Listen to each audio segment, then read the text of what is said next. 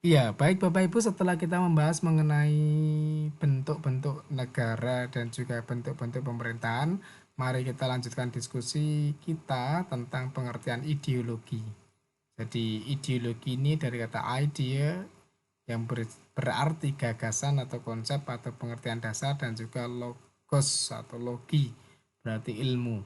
Jadi ilmu mengenai ide dasar gitu ya. Dan definisi berkembang menjadi kumpulan gagasan atau ide atau keyakinan yang secara sistematis menyeluruh menyangkut mengatur tingkah laku sekelompok manusia tertentu dalam berbagai bidang kehidupan. Itu namanya ideologi atau istilahnya nyawanya begitu ya. Nyawa dari suatu negara itu kita sebut dengan ideologi. Sebenarnya ideologi dalam konteks politik sangat banyak sekali. Ini saya perkutipkan, ada anarkisme, anarkokapitalisme yang banyak yang kemudian kita bahkan baru pertama kali mendengarnya gitu ya. Ada demokrasi Islam, demokrasi Kristen, demokrasi sosial, ada feminisme, marhenisme, nazisme, ada islamisme, komunisme, liberalis. Sering kita dengar itu ya. Pancasila, sosialisme, Taoisme, dan seterusnya. Sebenarnya ada banyak sekali ideologi di dunia ini. Dan apa sih fungsinya ideologi? Ya, sebagai tujuan atau cita-cita yang hendak dicapai bersama oleh masyarakat. Adanya ideologi ini mengandung nilai yang terkandung untuk menjadi tujuan yang diwujudkan. Ada juga menyatakan bahwa fungsi ideologi ini pemersatu masyarakat dan juga menjadi prosedur penyelesaian konflik yang terjadi di dalam masyarakat. Nilai dalam ideologi merupakan nilai yang disepakati bersama sehingga dapat mempersatukan masyarakat ini, serta nilai bersama tersebut jadikan acuan dalam menyelesaikan masalah ketika sama-sama ideologi, sama-sama terikat begitu secara imajiner tentunya. Ya, ada banyak sekali tadi sampaikan di depan ideologi yang ada di dunia, namun kita akan fokuskan di beberapa hal yang paling banyak dipakai begitu, yang paling terkenal, antara lain liberalisme, fasisme, komunisme, dan juga Pancasila. Bagaimana konsep dari liberalisme mengandung inti pemikiran bahwa kebebasan individu itu diutamakan. Dan ini sebagai respon terhadap negara yang otoriter dan absolut yang membatasi kebebasan dari warga negaranya.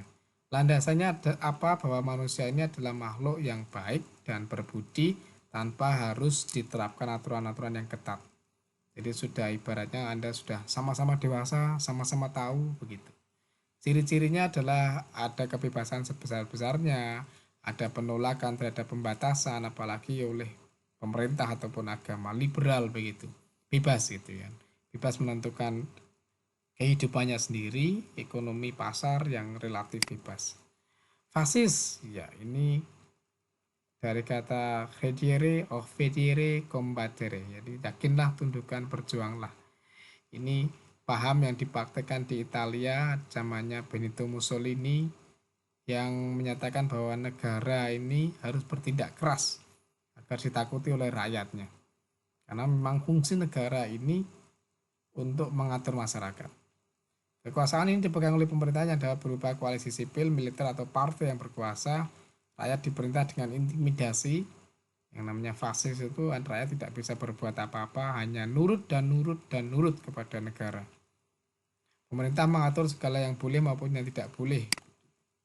Ada juga konteks komunisme, ini perjuangan kelas gitu ya, menghapuskan kelas-kelas di dalam masyarakat.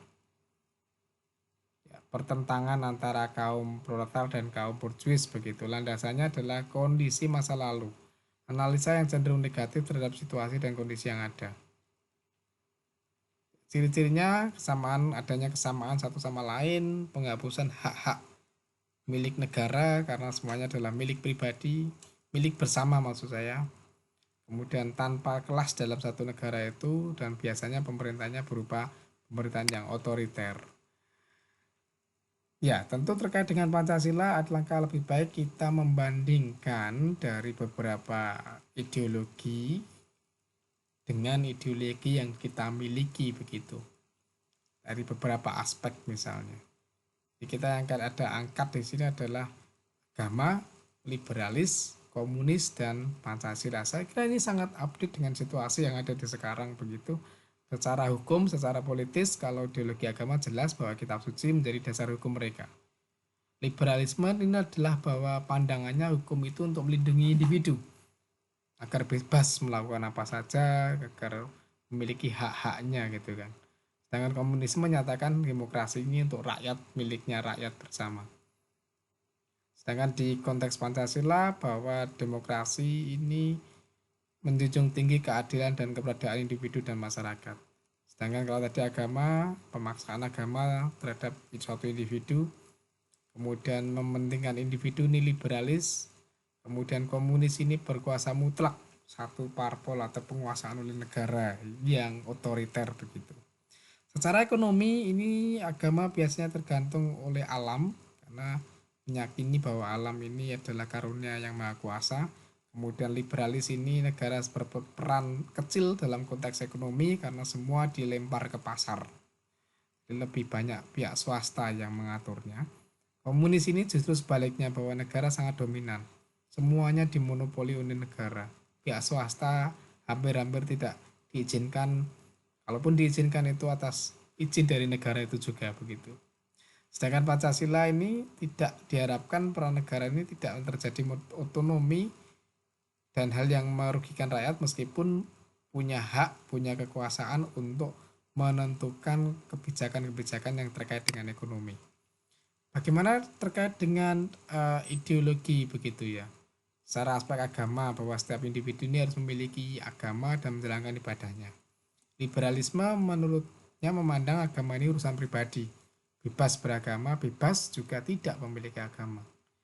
Komunisme membenci agama dan menyatakan bahwa agama harus dijauhkan karena fokusnya adalah kepada kekuasaan pemerintah, bukan kepada agama. Sedangkan Pancasila memandang bahwa bebas untuk memilih satu agama, tidak dilarang untuk ateis, tapi juga tidak diakui kalau Anda itu ateis. Ya, ini juga sampaikan bahwa penghargaan HAM itu sangat tinggi di liberalisme, demokrasi juga tinggi, mendukung negara hukum. Kalau dalam konteks agama, ideologi agama ini semuanya bersumber kepada kitab sucinya dan pemimpin agama adalah juga pemimpin secara politik. Komunisme menyatakan bahwa mereka otoriter, mereka tidak menghargai HAM, bukan tidak menghargai tapi memiliki